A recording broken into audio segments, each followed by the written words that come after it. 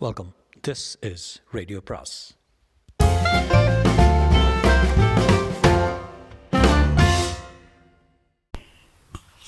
அனைவருக்கும் அன்பு வணக்கம். ராக்கி ரங்கராஜனின் படகு வீடு அத்தியாயம் 47. வேகமாக படியிறங்கி போய்க் கொண்டிருந்த சின்னச்சாமியாரை சத்யா கவனிக்கவில்லை.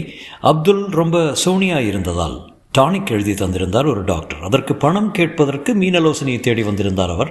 பங்களா வாசலில் சாரங்கபாணியின் கார் அவரை உராய்ந்த வண்ணம் சீறிக்கொண்டு சென்றது. அடிக்கடி அவரை பார்த்திருந்த வேலைக்காரன், பெரியம்மா மாடிக்கு போனாங்க இப்போதான் என்று கை காட்டினான். சத்யாவுக்கும் மீனலோசனைக்கும் நடந்த உரையாடல்கள் விருப்பமின்றியே அவரது செவியில் மோதின. அதற்கு மேல் அவரால் அங்கு நிற்க முடியவில்லை, திரும்பிவிட்டார்.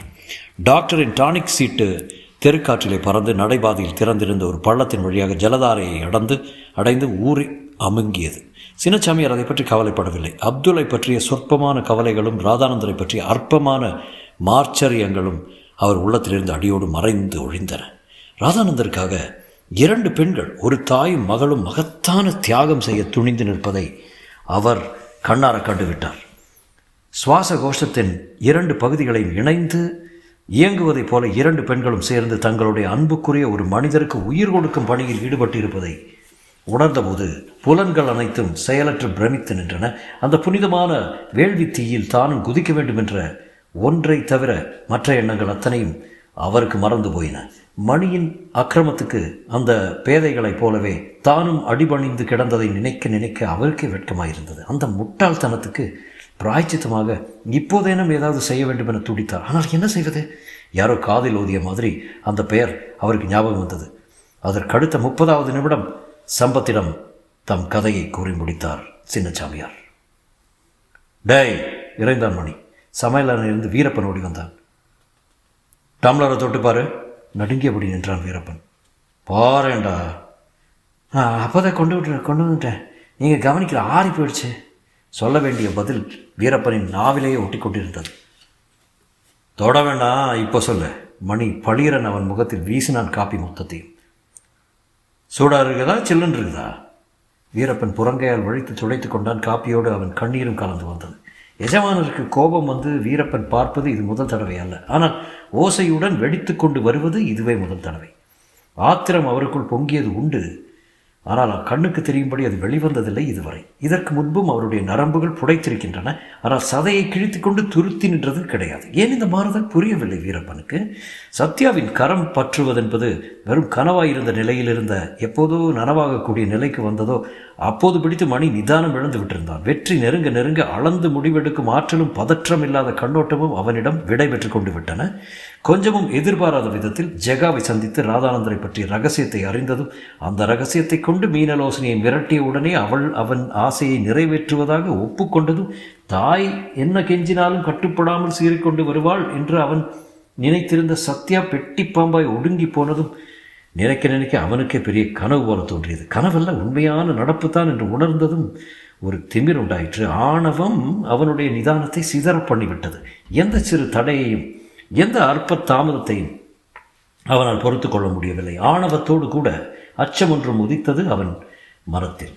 கனவிலும் கற்பனை செய்ய முடியாத இந்த அதிர்ஷ்டம் எதிர்பாராமல் வந்தார் போலவே எதிர்பாராமல் கை நழுவி போய்விட்டால் மளமளம் என்று திகில் வளர்ந்தது. கை கெட்டியதை வாய் கெட்டியதாக பண்ணிக்கொள்ள வேண்டும் என்று துடிப்பு அவனை பரபரக்க வைத்தது. பின் கையை கட்டிக்கொண்டு குறுக்கும் நெடுக்குமாக வேகமாக உலாத்தினான் சிறு நேரம். பிறகு திடீரென்று நின்றான். முடிவு தோன்றியது. டெலிஃபோனை நோக்கி ஓடினான். அலாரம் கிடுகிடுத்தது. 5:30. காலை 5:30 அல்ல, மாலை 5:30. தூக்கத்தில் இருந்ததல்ல, விழுப்பிலிருந்தே தன்னை எழுப்பி விடத்தான் சத்யா அலாரம் வைத்திருந்தாள்.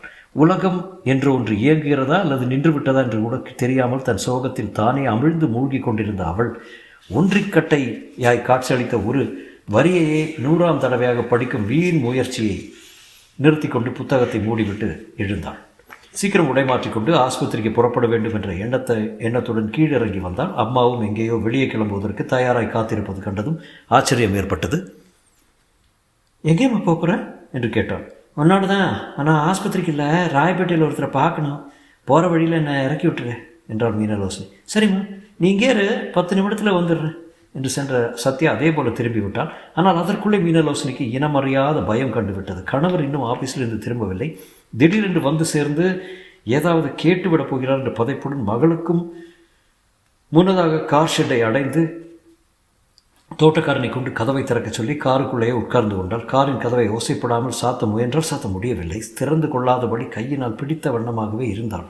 சத்யா வந்து காரை வெளியில் எடுத்து தெருவுக்கு வந்து 2 வீட்டையும் தாண்டிய பின்னர், கதவு சரியா சாத்தலையாம்மா, சத்தம் வருதே என்று கேட்டபோதுதான் அச்சம் நீங்கியவளாக படக்கென்று கதவை தாழிட்டு அம்மாடி என்று மார்பை பிடித்து கொண்டாள் மீனலோசினி. தெருக்கோடியில் யார் கார் யூவனை வளைந்து திரும்பியது. யாருமே ராயப்பேட்டையில் என்றாள் சத்யா. ராயப்பேட்டையில் யார் இருக்கா எனக்கு என்று சத்யா ஊகித்ததை மெய்யாக்கினார் மீனலோசினி. அந்த மணியை தான் சொல்கிறேன். என்னோடும் உடனே பேச வேணுமா, அதனால் நீ புறப்படுற போது என்னையும் வர சொல்லி கொஞ்சம் முன்னால் டெலிஃபோன் பண்ணா. சத்யாவின் முகம் இருண்டது. டிராஃபிக் விளக்குகள் அனுமதி தராததால் வண்டியை சிறிது நிறுத்தினாள். எங்கே வர்றேன்னு சொன்னால் எத்தனை மணிக்கு? மீனலோசினி பதில் சொல்ல தேவையிருக்கவில்லை. காரின் கதவை திறந்து கொண்டு முன் சீட்டில் சடக்கு ஏறிக்கொண்டான் மணி. விட, கிரீன் லைட் ஏறுது என்றாள். சத்யாவின் நரம்புகள் முறுக்கெறுவது அவளுடைய விரைத்த சரீரத்திலேயே விளங்கியது. பச்சை விளக்கை தாண்டி சிறிது தூரம் சென்றதும் காரை சாலையோரமாய் நிறுத்திவிட்டு பின்பக்கம் திரும்பினாள். மணி, இப்படி கண்டபடியெல்லாம் என் விஷயத்தில் குறுக்கிடக்கூடாதுன்னு முன்பே ஒரு தடவை உங்களிடம் சொல்லியிருக்கேன், எல்லாம் மீறி போகிறீங்க என்றாள். அவள் மனநிலைக்கு ஏற்றதாகவே இருந்தது மணியின் மனநிலையும். ஏன் சத்யா, நீ அந்த டாக்டரும் ஒரே டயலாக தான் நெற்று பண்ணிவிட்டு ஒத்திகை பண்ணுறீங்களேன்னு? முன்பு முஸ்லீம் கிழவரின் சவாடக்கத்தின் போது ஒரு முழு இரவு சத்யாவும் நானும் தனியே இருக்க நேர்ந்ததை மணி அடிக்கடி நினைத்து கொள்வதுண்டு. அவளிடம் யோக்கிய பட்டம் பெற வேண்டும் என்பதற்காக துளிக்கூட அவளை நெருங்காமலே திரும்பி போய்விட்டது சுத்த ஏமாளித்தனம் என்று பல தடவை ஏக்கத்துடன் பெருமூச்சு விட்டிருக்கிறான்.